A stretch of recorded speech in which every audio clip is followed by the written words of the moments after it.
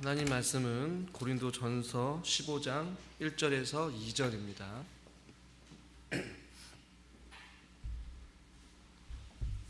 고린도전서 15장 1절에서 2절, 신약성경 282페이지에 있습니다. 신약성경 282페이지 15장 1절과 2절 우리 같이 한 목소리로 합독해서 같이 읽겠습니다. 15장 1절에서 2절입니다. 형제들아 너희에게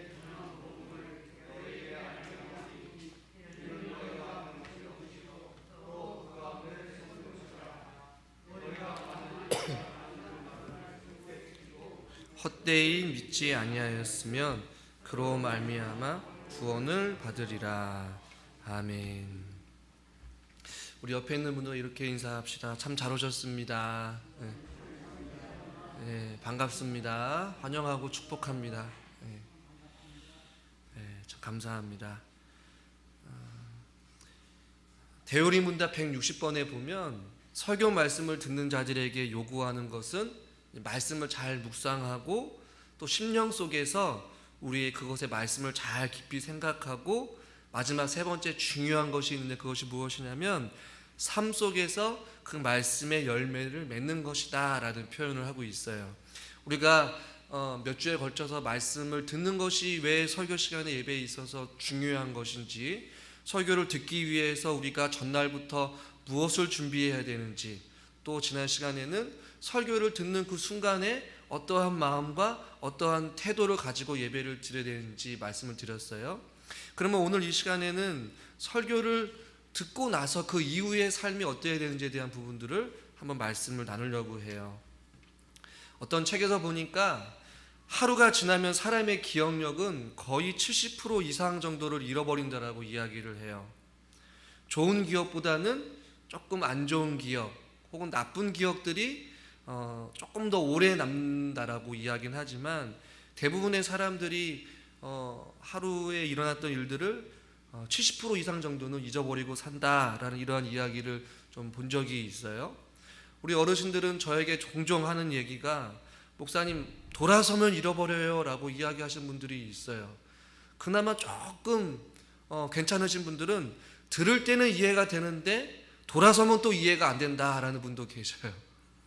그리고 교회 문 밖을 나가는 순간 설교 내용이 전혀 기억이 안 나시는 경우들이 거의 대부분의 사람들의 의견이라는 것이죠.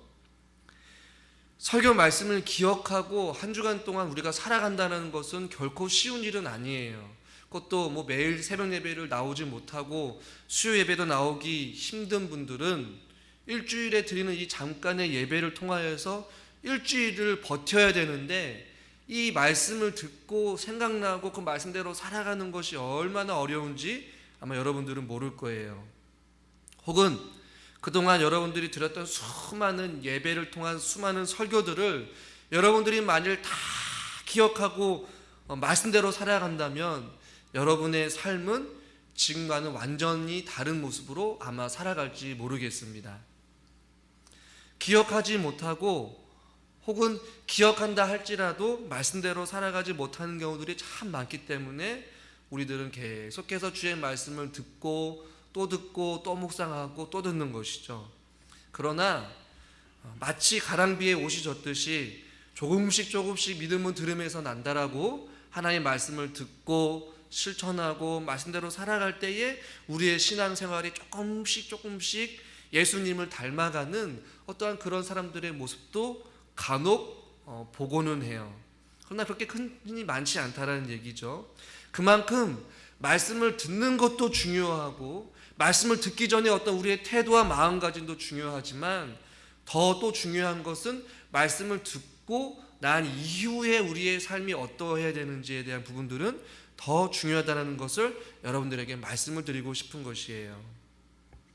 오늘 본문의 말씀을 잘 보시면 형제들아 내가 너희에게 1절에 보니까 내가 너희에게 전한 복음을 너희에게 알게 하노니 이는 너희가 받은 것이요 또 그 가운데 선 것이라. 내가 전한 복음을 너희들이 알기를 내가 간절히 원하는데 이것은 너희가 말씀을 받은 것이고 그 진리 가운데 너희들이 서지 않았느냐. 2절 우리 2절 말씀을 한번 본문 말씀 같이 한번 읽어보겠습니다. 너희가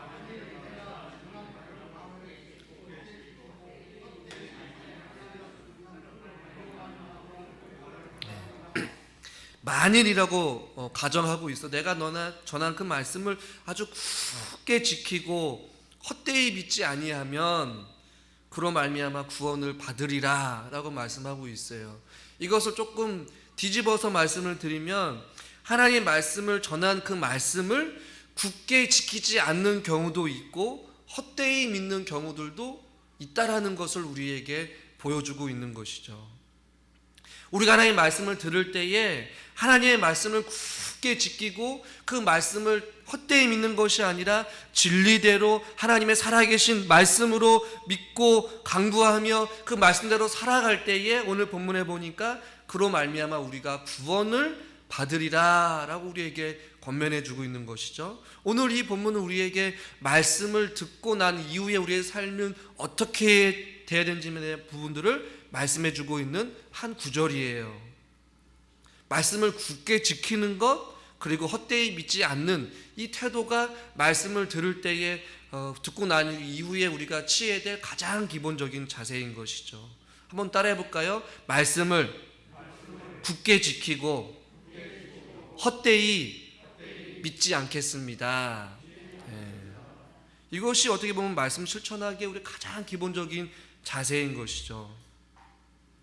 그래서 잠언 4장 13절에 보면 훈계를 잡아 놓치지 말고 지키라. 내 생명이 이것이 내 생명이다 라고 말씀하고 있어요. 훈계, 하나님의 말씀을 굳게 붙잡고 놓치지 말고 헛되이 지키지 말라는 것이에요. 그 말씀을 굳건하게 놓치지 말고 부여잡고 그 말씀을 지키는 것이, 이것이 우리에게 무엇이라고요? 생명이다 라고 말씀하고 있는 것이에요. 그만큼 하나님의 말씀을 붙잡는 것, 그 말씀대로 살아가는 것이 우리에게는 생명이다 라고 말씀하고 있는 것이죠. 그만큼 말씀을 굳게 지키는 것이 우리 삶에 굉장히 중요한 것이에요. 그렇다면 말씀을 조금이라도 더 우리가 놓치지 아니하고 잘 굳게 붙잡고 흔들리지 아니하고 실천하기 위해서 해야 될 것은 무엇일까? 첫 번째로는 기도하는 일에 우리가 전념해야 된다는 것이에요. 오늘 본문은 아니지만 분명히 우리들로 하여금 기도하는 일에 말씀에 전념하라는 것이 성경 곳곳에 나와 있거든요. 히브리서 2장 1절 말씀을 자막을 통해서 같이 한번 읽어볼까요? 그러므로 우리는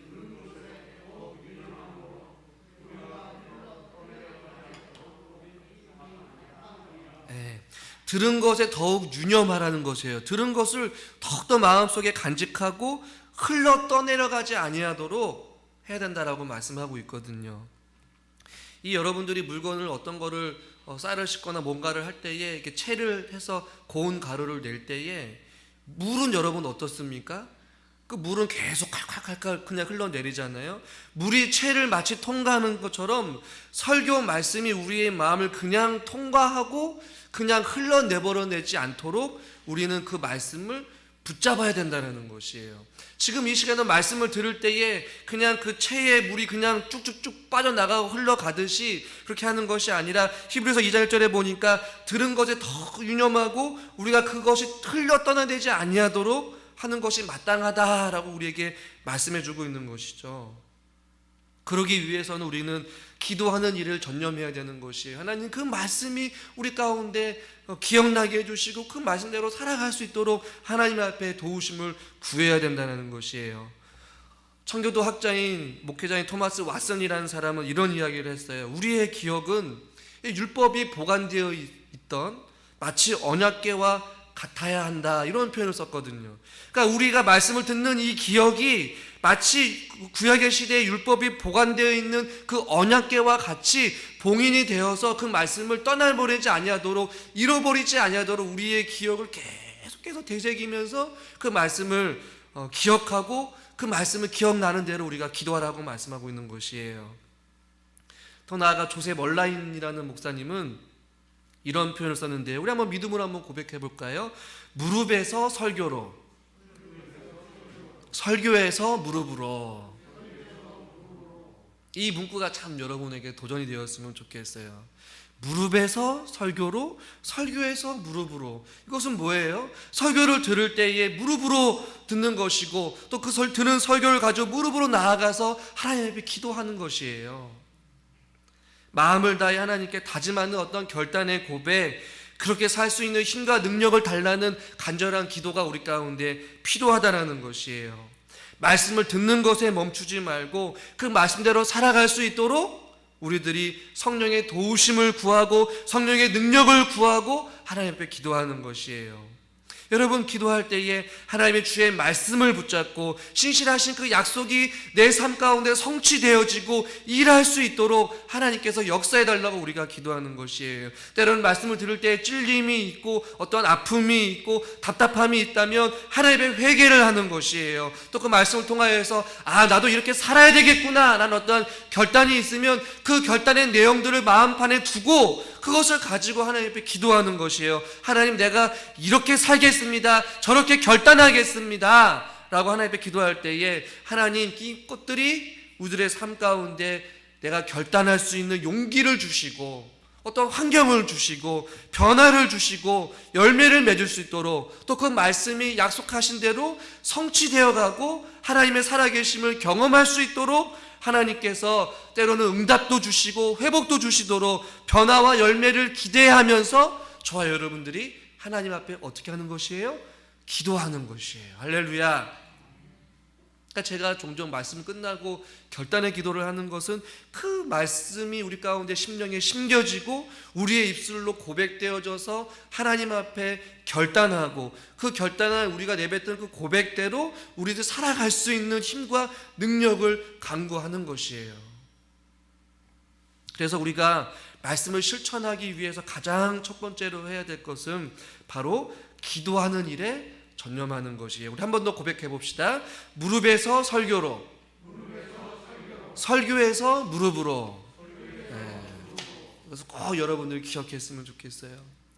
두 번째로 우리가 말씀을 어떻게 실천하게 되면 들은 진리와 좀 친숙해져야 된다는 얘기예요. 이 말씀을 들을 때에는 굉장히 좀 쉬워 보이고 목사님 이 말씀은 굉장히 나에게는 익숙한 본문이에요 라고 생각할 수 있어요. 들을 때는 그 말씀이 은혜가 되고 공감이 되고 좀 동의가 되는 경우도 있어요. 그 말씀이 그냥 이해가 되는 경우도 있어요. 저는 어떻게 해서든지 이 하나님의 말씀 우리 성도님들이 최대한 쉽고 이해하기 쉽게 설명하기 위해서 한 주간 동안 고민하거든요. 근데 들은 진리가 여러분 가운데 친숙해지는 거는 맞아요. 말씀을 들을 때에 그 말씀이 굉장히 마음 가운데 와 닿고 친숙해지지만 실질적으로 삶 가운데서는 그 말씀이 어색하게 느껴질 때가 참 많다라는 것이에요. 그래서 웨스트민스터 공중예배 그 모범서에 보면 이런 이야기가 있어요. 뭐냐면 자막을 보시면 가족들이 각각 자신이 말씀을 들은 것을 설명해 보게 함으로써 설교를 되새기는 어떤 활동들을 하는 것이 설교를 실천하는 데 있어서 굉장히 유익하다라는 그런 이야기를 예배 모범서에서 한 것을 책에서 본 적이 있어요. 각각 설교를 자기 들은 것을 가족들끼리 혹은 믿음의 사람들끼리 같이 함께 나누면서 그것들을 되새겨보는 것이에요. 또 다른 예는 설교를 메모하는 습관을 갖는 것도 참 우리에게 중요한 것이죠. 왜냐하면 저와 여러분들에게는 기억력에 한계가 있기 때문에 성경책에 혹은 메모지에 설교를 메모해서 여러분이 생각나는 중요한 문구, 도전받은 문구, 내가 결단하고 싶은 그 문구를 적어놓고 기도하고 그 기억력을 되새겨보는 것이죠. 무릎에서 설교로, 설교에서 무릎으로. 이 단순하잖아요. 제가 여러분들 왜 믿음으로 고백하고 시키겠어요? 그것을 여러분들이 생각나게 하기 위해서. 여러분들의 어떤 웃음을 주고 감동을 주는 예화보다도 이 말씀을 더 읽어보고 말씀을 더 묵상하는 것이 여러분에게 유익이기 때문에 저는 설교 시간에 그렇게 많은 예화를 다루지는 않아요. 설교를 들을 때에 메모하는 습관을 갖는 것도 여러분이 들은 진리를 친숙하게 하는데 굉장히 유익이 있는 것이죠. 또한 리차드 백스터 목사님이 이런 이야기를 했는데요. 집에 들어왔을 때에 이 들은 것을 되새기고 그것을 나 자신에게 다시 설교하라 이런 표현을 쓰기도 했어요. 그거 쉽지는 않아요. 그러나 이 본문을 가지고 말씀을 듣고 그 메모한 대로 여러분이 기억나는 대로 그 말씀을 내 스스로에게 설교를 해본다는 생각을 가지고 깊이 묵상하는 것이에요. 그럴 때에 그 하나님의 말씀이 우리들의 일상의 삶 가운데 친숙해질 수 있고 익숙해질 수 있고 그 말씀을 생각나게 할 수 있다라는 것이에요. 여러분 드라마를 보시면 드라마가 여러분의 그 마치 주인공이 되고 그 사람의 그 어떤 동화가 되어서 그 이야기 속에 쏙 빠져들고 또 사람들에게 여러분 어떻게 해요? 만날 때마다 그 드라마를 보고 드라마를 이야기하기도 하고 여러분 홈쇼핑을 보고 장을 보고 물건을 사다 보면 그 물건이 얼마나 좋은지 얼마나 싼지 어디를 가야 되는지 여러분들이 잘 설명을 듣고 또 보고 경험하고 사람들한테 잘 이야기하잖아요. 그와 같이 오늘 들은 이 설교를 가지고 가정에 들어가서 자녀와 함께 부부와 함께 믿음의 사람들과 함께 또 주변의 사람들과 함께 내 스스로가 입으로 내뱉든지 고백을 하든지 기도를 하든지 그 말씀을 생각나는 대로 떠오르는 대로 계속해서 자기 자신에게 설교하듯이 말을 하라는 것이에요. 그럴 때 그 설교의 말씀이 자꾸만 생각나게 되고 자꾸 적용되어지고 그것들을 내 삶 가운데서 그렇게 실천하게끔 도전도 되고 또 깨달음도 주고 결단도 주고 상대방에게 권면을 할 수 있는 말씀의 능력이 나타나기 시작한다라는 것이에요. 말라기야 3장에 보면 어떤 믿음의 사람들이 하나님의 말씀을 가지고 피차 나누는 이러한 장면들이 있어요. 말라기 3장 16절 자막을 보시면 그때의 여호와를 경외하는 자들이 피차에 말하매 라고 말씀하고 있어요. 그리고 여호와께서 그것을 분명히 들으시고 끝부분에 보니까 그런 사람들을 기념책에 기록하셨느니라 라고 말씀하고 있거든요. 그러니까 여호와를 경외하는 하나님의 사람들이 피차 말했다는 건 뭐예요? 하나님이 어떠한 분이신지 자신들이 경험하고 누리고 깨닫고 응답하시고 역사하신 그 하나님의 일들을 서로가 나눈 거예요. 이 말라기 3장의 시대는 어떠한 시대였느냐? 하나님이 없다라고 이야기하고 또 하나님을 무시하고 하나님의 경외함이 사라지는 하나님의 것을 도둑질하는 그러한 암울한 시대였다란 말이죠. 그럼에도 불구하고 그런 시대 가운데에 말씀이 사라지고 우상이 팽배하고 하나님을 경외하는 자들이 없어지고 하나님의 것을 도둑질하는 그 암울한 어두운 시대 가운데에 여호와를 경외하는 자들이 함께 모여서 자신들이 경험하고 듣고 누렸던 하나님의 말씀을 피차 나누었다라고 말씀하고 있고 그 나누었던 그것들을 하나님께서 분명히 들으시고 그들에게 생명책에 기록하였다라고 말씀하고 있거든요. 오늘날 시대에 여러분 예배를 드리는 것이 많이 어려운 지금 시대에 처해 있지 않아요? 한 주간의 이 예배를 두고 여러분들이 한 주간 동안 살아갈 때 얼마나 힘들겠어요. 그럴 때일수록 믿음의 동역자들이 같이 대면이든 비대면이든 서로의 삶을 나누고 말씀을 나누고 하나님의 경험된 것을 누리고 같이 믿음 안에서 살아가는 것이야말로 하나님께서 우리에게 주신 축복인 줄 믿으시길 바랍니다. 들은 진리를 가지고 서로가 친숙한 어떠한 삶을 살아가야 된다는 것이에요. 서로에게 도전을 주고 또 말씀을 들을 때 여러분 이 말씀을 가지고 동일하게 은혜를 받는 것 아니잖아요. 누군가는 이런 부분에 대해서 누구는 또 저런 부분에 대해서 서로가 은혜가 됐다면 서로가 적용점이 다르고 관점이 다르고 또 은혜 받은 게 달라요. 같이 나누면 더 풍성한 하나님의 은혜를 나눌 수 있는 것이죠. 잠언 27장 11절에 보면 이런 말씀이 있어요. 한번 같이 한번 읽겠습니다. 철이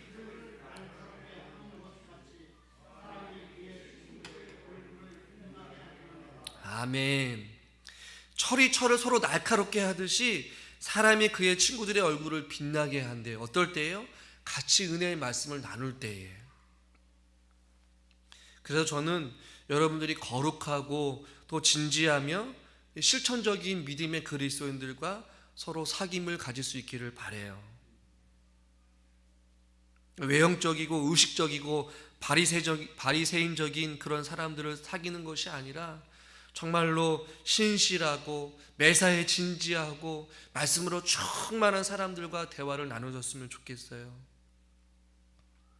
그래서 이 들은 진리와 친숙해지기 위해서 저는 여러분들에게 좀 주의사항을 말씀드리고 싶은데 그것은 무엇이냐면 예배 이후에 어떤 여러분의 삶 가운데 어떠한 세상적인 대화를 조금 자제하는 것이 우리에게 굉장히 중요해요.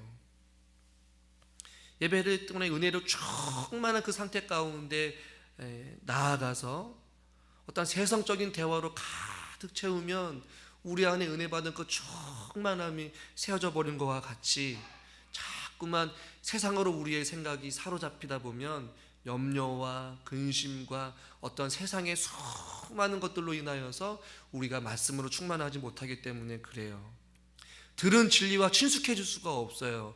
여러분, 일주일에 한 번 드리는 이 설교를 가지고 진리에 친숙할 수 있겠습니까? 아니면 나머지 6일 동안 세상에서 가득 찬 어떤 세상의 세상적인 일들과 세상적인 즐거움들로 인하여 여러분이 친숙하겠습니까? 여러분, 예배를 드리는 것, 말씀을 읽는 것, 찬양을 드리는 것, 찬양을 부르는 것, 이 시간이 여러분 어색하다고 느껴진다면 여러분의 신앙생활에 문제가 있는 것이에요. 병이 든 것이에요.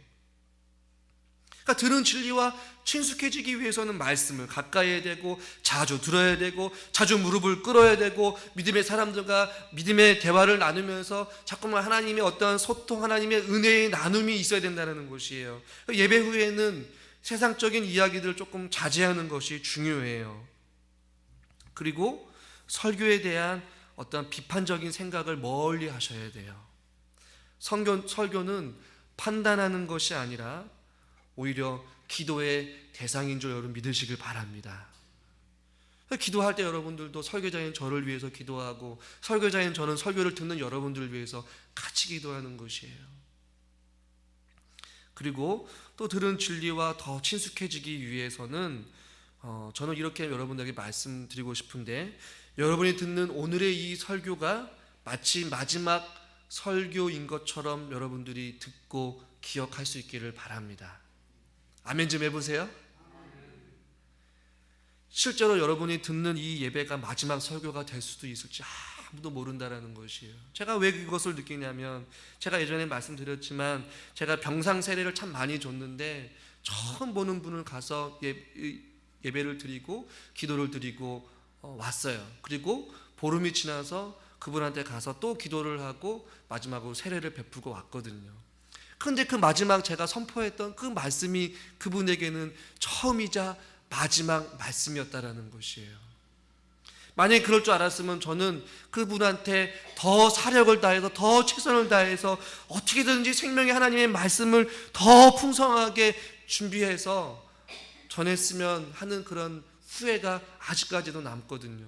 그래서 저도 한편의 설교를 준비하고 강단에 섰을 때에 오늘 이 설교가 마지막 설교인 것처럼 최선을 다해서 해야 되겠구나.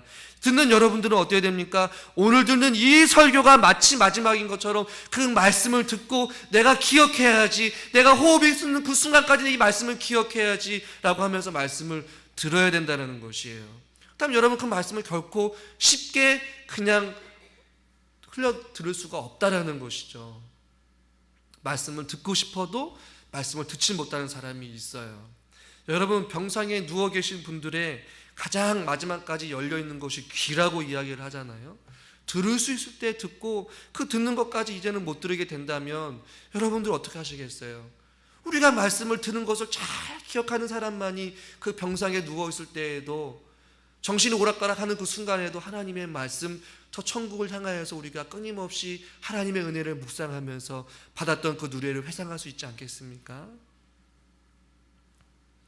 저와 여러분들이 들은 진리에 친숙해질 수 있기를 저는 주님의 이름으로 간절히 축원합니다. 세 번째는 설교를 실질적으로 실천하는 것이에요. 들은 설교 말씀대로 살려고 우리가 발버둥 쳐야 한다는 것이죠. 야고보서 2장 14절과 17절 말씀 같이 한번 읽어보겠습니다. 네, 형제들아,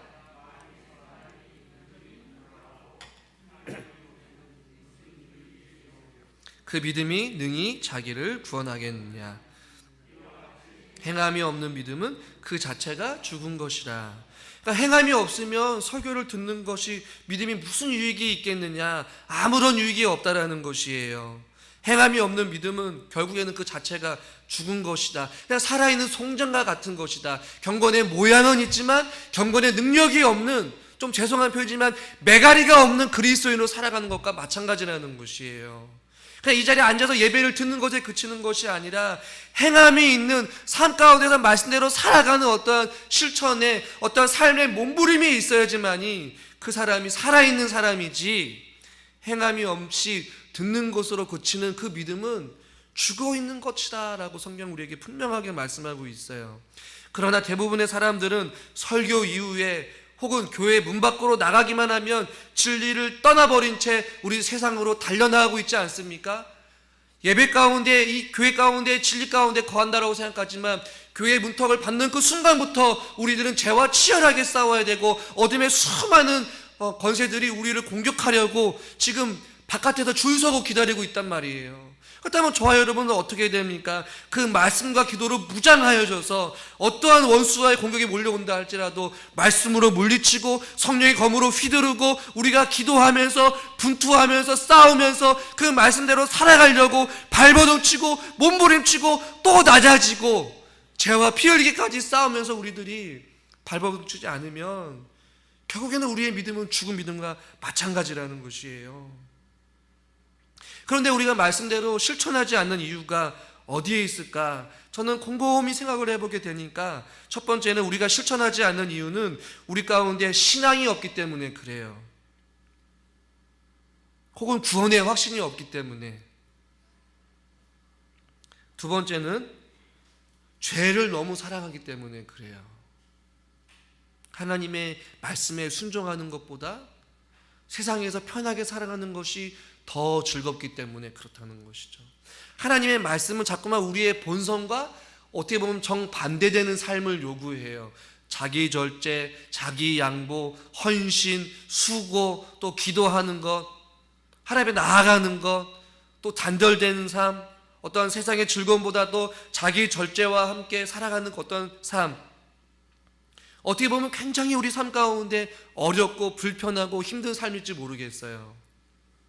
그런 세상은 어떻습니까? 우리의 욕구대로 다 하고 싶은 대로 하고 내버려 두는 것이에요.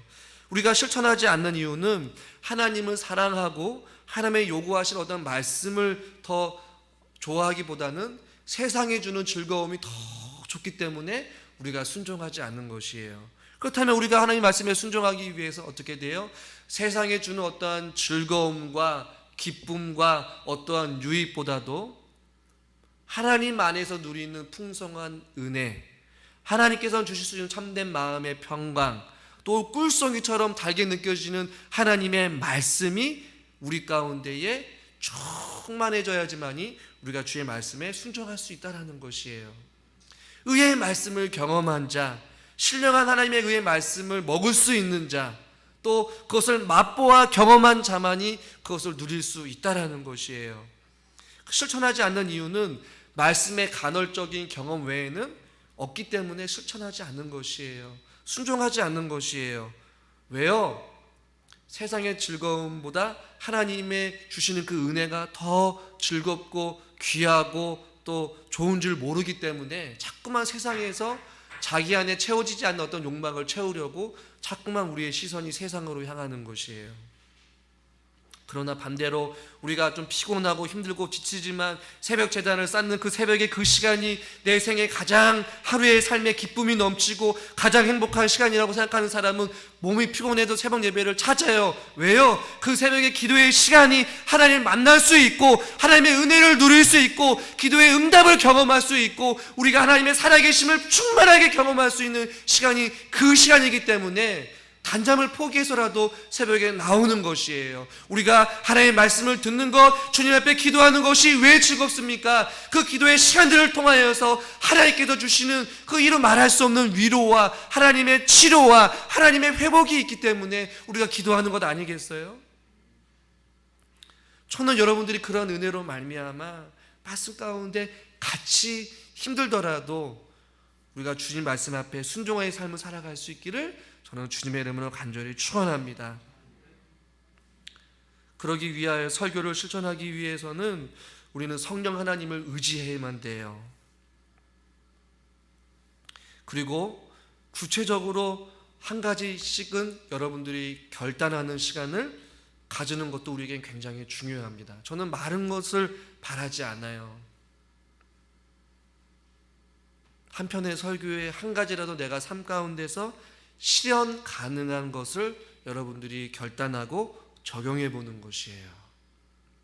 예를 들면 무릎에서 설교로, 설교에서 무릎으로 삶을 살게 해달라고, 혹은 주님 안에서 내가 이러한 삶을 살기라고 결단하고 다짐하는 어떠한 것들을 여러분들이 꼭 한 가지씩 그 말씀을 붙잡고 기도하시면서 여러분들이 살아갈 때에 여러분들이 삶이 변화되어지고 풍성한 하나님의 은혜를 여러분들이 경험할 수 있는 그러한 저와 여러분 될 수 있기를 저는 주님의 이름으로 간절히 축원합니다.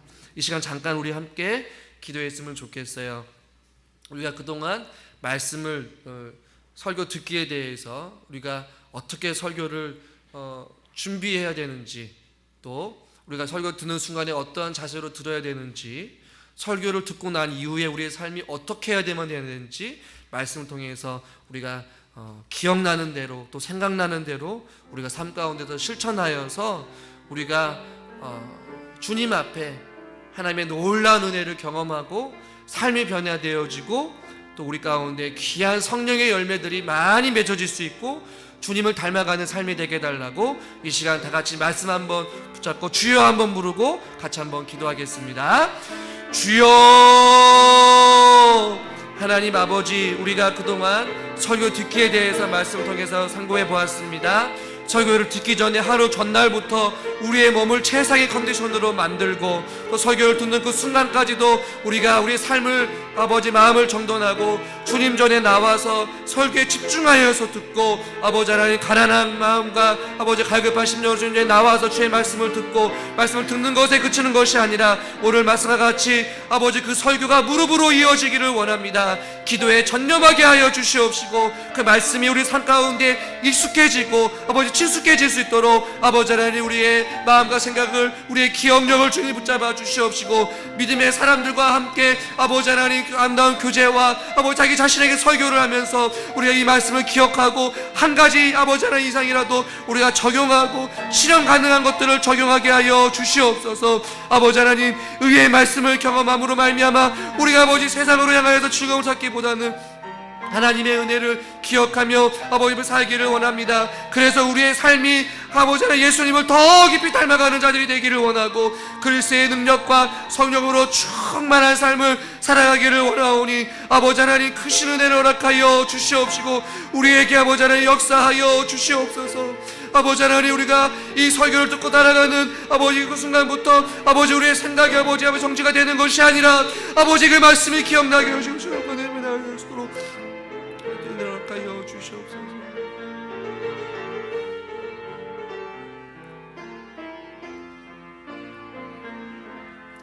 하나님, 우리가 설교 듣기를 통하여서 설교를 듣는 그 준비 과정부터 설교를 듣고 난 이후의 삶까지 우리가 말씀을 통해서 함께 듣고 또 적용해 봅니다.